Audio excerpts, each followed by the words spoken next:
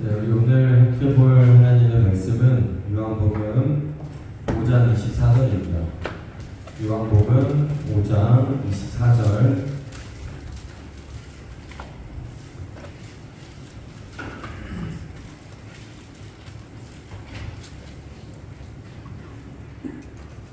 제가 가진 신약성경으로 149페이지, 150페이지에 기록되어 있습니다.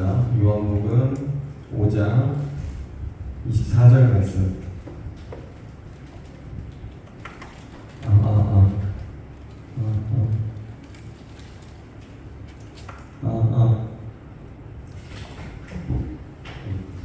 네, 다시 하셨으면 요한복음 5장 24절 찾으셨으면 한 목소리로 합독해서 읽겠습니다.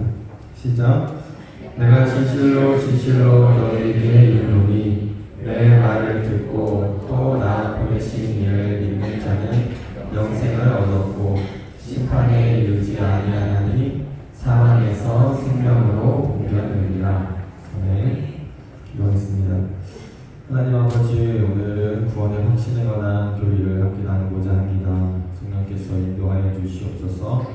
하나님 홀로 영광 받아주시고 주님의 백성들에게는 그리스도 안에서의 평강과 자유를 넘치게 하여 주시옵소서. 오늘 배운 말씀들을 가지고 우리의 삶 속에 적용하며 살아갈 수 있도록 은혜 베풀어 주시옵소서. 이 모든 기도 살아계신 우리 주 예수님의 이름으로 기도드립니다. 네. 네, 우리 지난 시간 이제 3주 전이었죠. 그래서 이제 구원의 어떤 현재적 구원으로 분류되는 성화 그리고 견인 이렇게 배웠습니다. 지난번에 견인에 관한 그런 교리를 배웠었어요. 견인이란 하나님의 보호하심과 성도의 인내다라고 이렇게 얘기를 했었죠. 하나님께서 만세전에 예정된 자들을 끝까지 믿음을 지킬 수 있도록 보호하시는 것이고, 성도는 그런 하나님의 보호하심 가운데 끝까지 이 땅에서 믿음을 인내해야 한다. 이것이 우리가 배운 견인의 교리였습니다.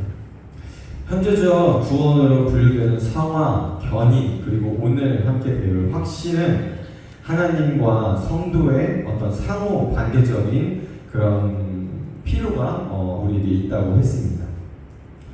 오늘 배울 우리가 확신이라는 것은 잘 알고 있는 그 확신이 맞아요.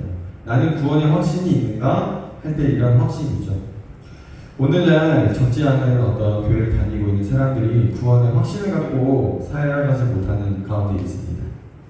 그런데 이 의문은 오늘날의 문제만은 아니에요. 오래전부터 많은 어떤 그리스도인들이 신앙생활을 하면서 이 문제를 가지고 고민을 했습니다. 언제였는지 정확히 기억은 나진 않지만 이전에 마틴 루터에 관한 그런 어떤 이야기를 잠깐 나눈 적이 있었어요. 루터가 자신의 눈앞에서 친구가 벼락을 맞아서 죽는 모습을 보고 그런 죽음에 대한 공포를 느꼈다고 했죠. 그래서 이제 구원의 확신을 얻기 위해 자신이 공부하고 있던 법학이라는 학문을 내려놓고 내가 수도사가 되어서 수도원에 들어가서 구원의 확신을 얻으려는 그런 노력을 했다고 했습니다. 그리고 후에 대학에서 로마서를 가르치다가 구원의 진리를 발견하게 되었다. 이것이 어떤 마틴 루터의 짧은 이야기였죠. 오늘은 존 웨슬리라는 이 사람에 대한 이야기를 해보려고 합니다. 이 웨슬리가 신학을 공부하고 미국으로 선교사로 파송이 되었어요. 그런데 그 사역이 잘 되지 않았고 어떻게 보면 선교 사역을 실패했다고 말할 수 있겠죠. 선교 사역을 실패한 후에 다시 영국으로 돌아오는 길이었어요. 그 당시에는 비행기 같은 게 없으니까 주로 배를 타고 이동을 했겠죠. 근데 영국으로 본국으로 다시 귀국하던 길에 큰 풍랑을 만나게 된 거예요. 정말 죽음의 문턱이 가깝다고 느껴지는 그런 위기 가운데 이제 이 웨슬리라는 선교사, 신학자, 이 사람이 죽음을 두려워하는 자신을 발견하게 된 거예요. 근데 그 뱃속에서 같은 배에 탄 어떤 무리가 있었는데 그 어떤 무리들은 그 죽음의 상황에서도 전혀 두려워하는 모습이 없이 태어난 그런 평온한 모습을 보이고 있었던 거예요. 그 사람들은 모라비안 교도들이었는데 구원의 확신을 너무 갖고 있어서 그런 죽음의 상황에서도 전혀 두려워하고 있지 않았던 거죠. 그 광경을 보면서 웨슬리는 선교사로 가면서도 구원의 확신을 가지지 못한 그 자신을 발견하게 된 거예요. 그 일이 있은 후 웨슬리는 구원의 확신 문제로 너무 고민을 많이 했어요. 그래서 영국으로 귀국한 후에 그 모라비안 교도들, 배에서 만났던 그 무리들과 만나서 이제 교류를 나누고 이제 막 이렇게 신앙적인 얘기를 나누다가 어느 날을 웨슬리가 마틴 루터의 로마서 서문, 로마서 그 당시 신학자들은 주석을 많이 썼거든요. 그래서 그 서문, 로마서 서문을 읽던 중에 구원의 확신을 얻게 되었고, 그 후로 능력 있는 설교자가 되어서 영국의 대각성 운동의 어떤 대각성 역사의 주역으로 쓰임받게 되었습니다. 우리가 오늘날 알고 있는 어떤 많은 교단들이 있죠. 그리고 우리 교회는 장로교인데 감리교, 존 웨슬리가 바로 이 감리교의 창시자입니다. 이처럼 구원의 확신은 우리 신앙생활에 있어서 대단히 중요합니다. 저도 대학교 4학년 때를 그 회심의 시기라고 몇 번 얘기를 했었는데, 그때 한 선배와의 관계를 통해서 내 자신의 죄를 발견할 수 있었어요.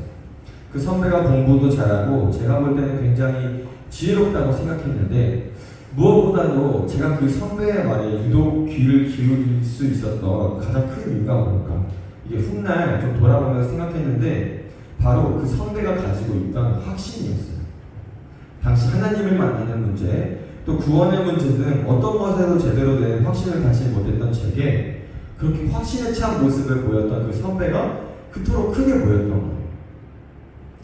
사람들이 사기꾼에게 사기당하는 여러 이유가 있겠지만 그 중에 한 가지가 바로 말하는 사람의 확신에 찬 모습이라고 합니다. 이처럼 자신이 하는 생각, 자신이 하는 어떤 일에 확신을 가진 사람들은 다른 사람들에게 강한 인상을 남기고 강한 영향력을 남기곤 합니다. 그러나 이처럼 확신에 대한 이런 확신이 중요한 것만큼 구원의 확신에 대한 많은 논란이 있었어요. 대표적으로 양극단에 치우친 두 가지 견해가 있었는데, 첫 번째는 바로 인간은 절대로 구원을 확신할 수 없다는 이런 입장이에요. 이런 생각을 가진 사람들은 주로 로마 카톨릭의 입장입니다. 이 카톨릭의 교리에 따르면 신자는 절대로 구원을 확신할 수가 없어요. 한마디로 말해서 그것은 죽어봐야 하지 않는다. 죽기 전까지는 우리의 구원을 절대로 확신할 수 없다. 이런 생각을 가지고 있는 거예요. 이처럼 구원의 확신이 없으니까 이 땅에 살 때에 더욱 선행을 힘써서 구원받을 확률을 높이려는 거예요. 그리고 이런 생각은 결국에는 선행을 강조하는 행위신앙으로 치우칠 수밖에 없게 됩니다. 이번에 제가 탄자니아라는 나라에 가서 잔지바르라는 섬에 들어갔어요. 이제 관광지로도 굉장히 유명한 섬인데, 그곳에 살고 있는 사람들 중에 99.9%, 거의 대부분의 사람들이 무슬림이라고 해요.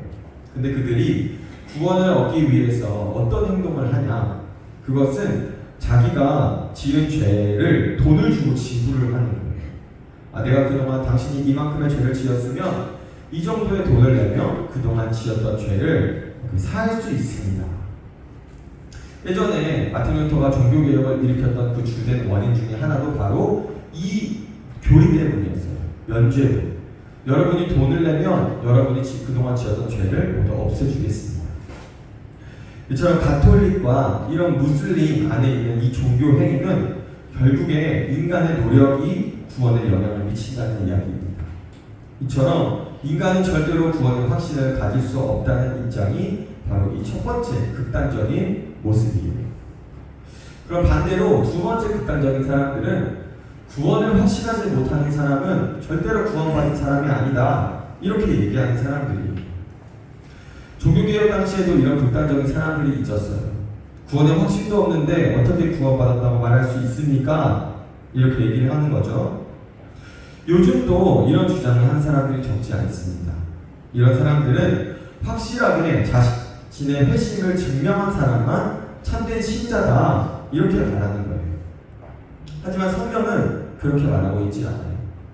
우리가 성경을 골고루 균형 있게 공부하지 못하면 어떤 특정 주장만을 가지고 와서 이거 봐라, 성경에는 확신을 가진 사람만이 구원을 얻는다고 말하고 있다 이렇게 말해요. 하지만 우리가 감리교나 지금 장로교나 나눠져 있는 그런 많은 교회들이 있죠. 그것들도 다 이제 성경 안에서 본인들이 이제 좀 더 중요하게 생각하는 그런 어떤 성경 구절들을 주로 이제 내세워서 교리들을 정립을 한 거예요. 그래서 우리는 성경을 굉장히 균형 있게 잘 공부해야 될 필요성이 있는 거죠. 근데 이와 같이 양극단적인 입장을 가지게 되면은 구원을 확신할 수 없다고 하면은 이 땅에 살면서 평생 어떤 불안 가운데서 내가 정말 구원받지 못했나 하는 이런 불안한 삶 가운데 살 수밖에 없어요. 반대로 교회만 다니면 다 구원받는다 이렇게 확신한다면 더 큰 문제가 될 수도 있겠죠. 몇 년 전에 구원파 이런 어떤 사회적 이슈를 떠올랐죠. 그 사람들이 하는 주된 이야기가 우리는 구원을 이미 받았기 때문에 이 땅에서 어떤 행동을 해도 괜찮다. 이미 우리는 배에 올랐기 때문에 이 배는 우리가 정해진 목적지까지 갈 것이다. 우리가 배 안에서 어떤 행동을 하는지 상관없다. 이렇게 얘기를 하는 거예요. 자기 확신의 근거에서 구원을 확신하는 것은 구원의 확신이 없는 사람보다 더 큰 문제가 될 수도 있어요. 구원받지 못했으면서도 받은 줄 확신하는 사람들에 대해서 예수님도 이와 같이 말하셨죠. 우리 다 같이 함께 읽어보겠습니다. 시작. 날에 많은 사람이 나더러 이르되 주여 주여 우리가 주의 이름으로 선지자 노릇하며 주의 이름으로 귀신을 쫓아내며 주의 이름으로 많은 권능을 행하지 아니하였나이까 하리니 그때에 내가 그들에게 밝히 말하되 내가 너희를 도무지 알지 못하니 불법을 행하는 자들아 내게서 떠나가라 하리라. 아멘. 우리 이전에 구원의 교리에 관한 가르치면서도 이렇게 자주 좀 읽었던 말씀이에요. 구원을 확신하는 사람이라고 해서 다 구원받은 것은 아닙니다. 개인이 구원의 확신을 갖는 것과 그 사람이 실제로 구원을 받았다는 사실이 꼭 일치하지는 않아요. 물론 개인의 확신도 있고 진짜로 구원을 받았다면 가장 좋은 경우겠죠. 하지만 그렇지 않을 때도 많다는 것입니다. 우리가 실제로 정말 잘 구분해야 되는 것 중에 하나가 바로 구원을 받은 것과 개인이 가지는 구원의 확신은 서로 별개라는 것입니다. 그래서 세 가지로 정의를 하면 우리가 방금 읽었던 이 마태복음 7장 22절에서 23절의 말씀은 거짓된 확신을 가진 자들이라고 말할 수 있어요. 구원받지 못하고서도 구원을 받았다고 착각하는 경우가 있을 수 있다는 거죠. 그리고 두 번째로는 참된 확신, 정말로 실제로 구원받은 성도와 구원받았음을 확신하는 경우입니다. 그리고 세 번째는 약한 확신이 있을 수도 있죠. 이 약한 확신은 실제로 구원받은 성도이지만 본인이 구원받았음을 확신하지 못하는 이런 경우도 반드시 있다는 겁니다. 그렇다면 우리는 어떻게 우리의 구원을 확신할 수 있을까요? 우리가 구원의 확신에 대한 구원을 받았다는 이 확실한 증거가 무엇인지 세 가지가 있는데 두 가지를 먼저 살펴보고 나머지 한 개는 따로 살펴보도록 하겠습니다. 구원을 확신하는 방법은 객관적인 방법과 주관적인 방법 이 두 가지가 먼저 있습니다. 먼저 객관적인 방법이란 내가 감정으로 확신을 차는 느낌이 없어도 어떤 객관적인 사실 때문에 내가 구원받았다는 것을 받아들이는 거예요. 말이 좀 어려운데 여기서 말하는 어떤 객관적인 사실이란 바로 하나님의 말씀, 성경입니다. 누구든지 예수님을 믿고 그의 이름을 부르는 자는 구원을 얻으리라. 이렇게 하나님께서 우리에게 성경을 통해 말씀을 하셨죠. 이 말씀하신 하나님의 말씀을 믿는 거예요. 내가 내 안에 어떤 감정이나 느낌이 없더라도 하나님께서 말씀하셨기 때문에 구원받았다는 것을 믿는 것입니다. 이것이 객관적 증거라고 말할 수가 있어요. 다음으로 주관적인 증거란 실제적인 체험을 통해 구원을 확신하는 것입니다.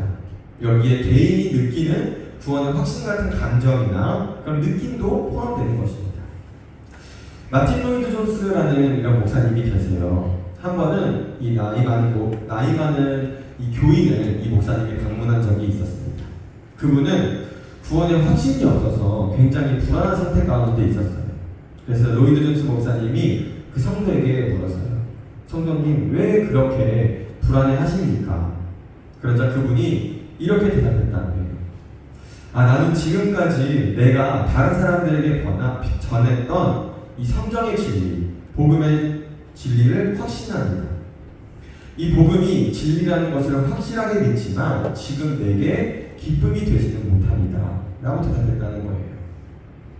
이 말은 자기가 전한 복음의 내용을 분명히 믿고 있지만 그 믿는다는 것이 지금 그의 마음에 기쁨으로 다가오지 않는다라는 뜻이죠. 그렇다고 해서 그 교인이 성경의 말씀을 믿지 않는다는 것은 아닙니다. 그러나 복음 진리를 객관적으로는 확신했지만 주관적으로는 확신하지 못해서 마음에 기쁨이 없다. 그 교인이 지금 그런 상태에 있다는 거예요. 성경을 통한 구원의 확신은 이런 것입니다. 예를 들어 성경이 말하는 것이 하나님의 약속이기 때문에 믿는다면 이것은 객관적인 믿음입니다. 아직 자신의 마음에는 어떤 변화도 없을 수 있습니다. 그러나 성경은 지적인 동의와 체험을 동시에 말하고 있습니다. 즉 머리에서 느끼는 것이 가슴까지 내려와야 한다는 거예요. 우리도 이와 같은 경험을 살면서 많이 하죠. 저도 청년들과 기도회를 하면서 이런 이야기들을 서로 주고받고 하기도 해요.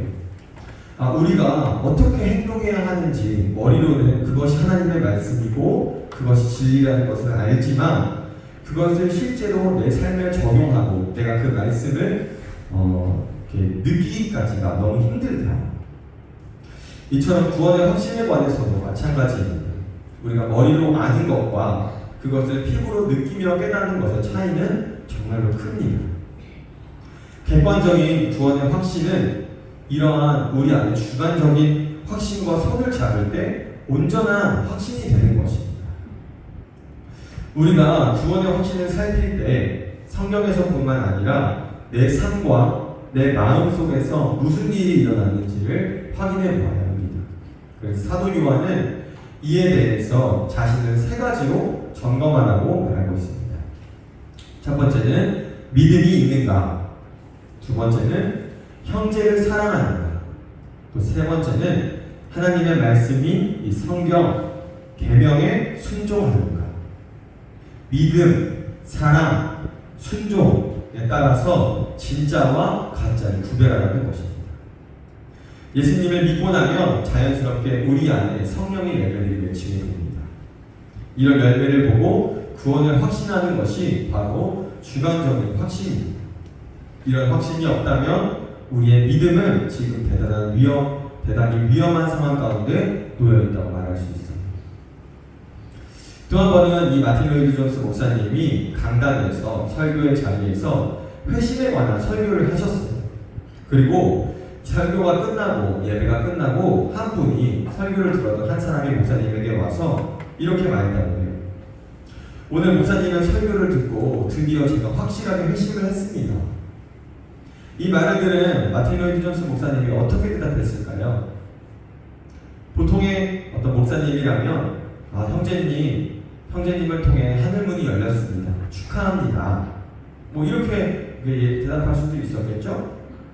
하지만 이 마틴 로이드 존스 목사님은 두고 봅시다 라고 대답하셨다고 합니다.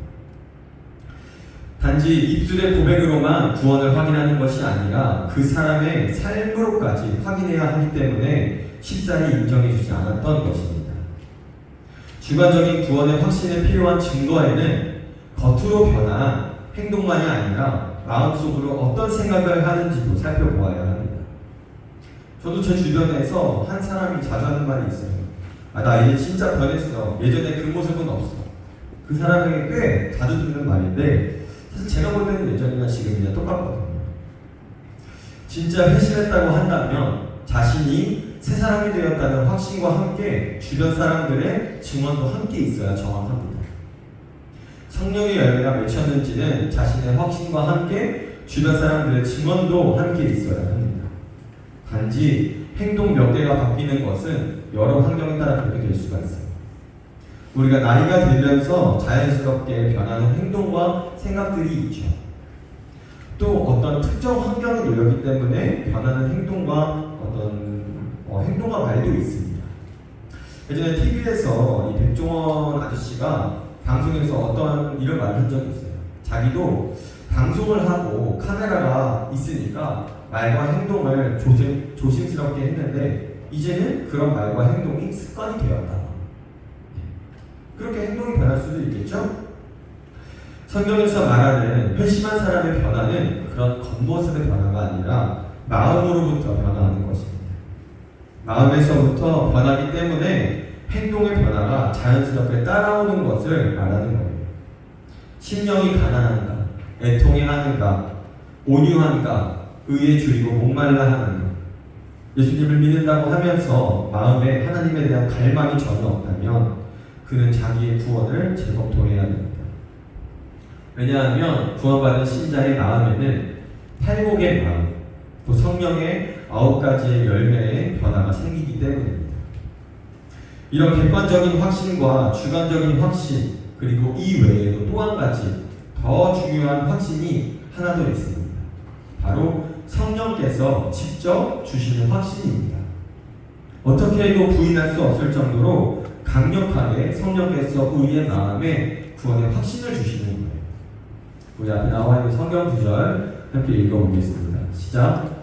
성령이 친히 우리의 영과 더불어 우리가 하나님의 자녀인 것을 증언하시다니. 지금까지 살펴본 객관적인 확신과 주관적인 확신의 주체는 바로 우리 자신이었습니다. 성경을 통해서나 마음과 삶의 변화를 통해서 구원을 확신하는 주체가 우리 자신이었다는 거죠. 하지만 성령께서 주시는 확신은 우리 안에서 나오는 것이 아니라 하나님께서 우리의 마음에, 우리의 영혼에 도장을 찍으시는 것과 같은 분명한 확신이라는 거예요. 교회의 역사를 살펴보면 많은 믿음의 선배들이 이런 확신 가운데 살았다는 것을 알게 됩니다. 우리가 말씀을 시작할 때 살펴봤었던 가기교의 창시자 존 웨슬리는 자신에게 임한 이런 확신을 다음과 같이 말하고 있어요. 우리 같이 읽어볼까요? 시작. 약 9시 15분 전에 루터의 로마서 주석 서문을 읽던 중 왠지 내 마음이 뜨거워지는 것을 느낄 수 있었다. 나는 구원받기 위해서는 오로지 그리스도만을 믿어야 한다고 느꼈으며 또한 그분이 내 죄를 그리고 나 자신조차 옮겨버리시고 사망의 법에서 나를 구원하셨다는 확신이 나에게 주어졌다. 이처럼 구원의 확신 방법에는 종합적으로 3가지가 있다고 말할 수가 있어요. 첫 번째는 성경의 말씀을 통한 객관적인 확신, 그리고 두 번째는 내 삶에서 나타나는 삶의 변화를 통한 주관적인 확신, 그리고 세 번째는 성령님께서 주시는 성령님의 직접적인 증거로서의 확신. 우리는 이러한 확신을 얻기 위해 끊임없이 투쟁해야 합니다.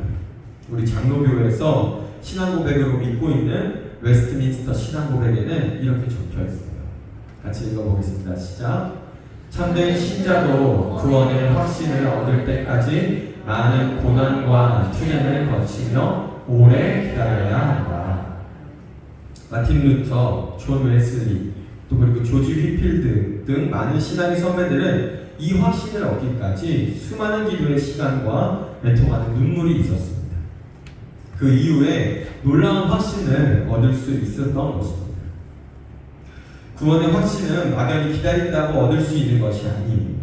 우리는 확신을 얻기 위해 성경을 읽고 설교를 듣고 성찬에 참여하고 기도 생활을 하고 우리가 아는 대로 최선을 다해서 하나님의 말씀을 지키는 이런 과정들이 필요합니다.